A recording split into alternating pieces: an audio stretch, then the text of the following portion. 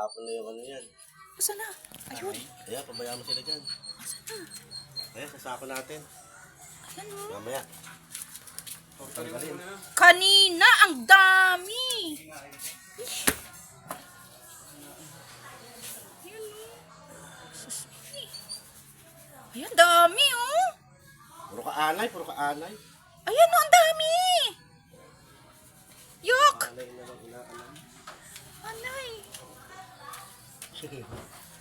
Pag pinupost ko nga to sa TikTok, 10, 20, ayaw nila ng anay, kadiri daw.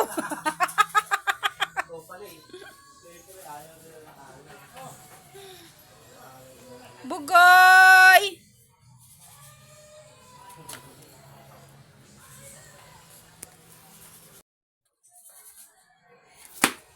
Nandidi, kinikilabutan tuloy ako.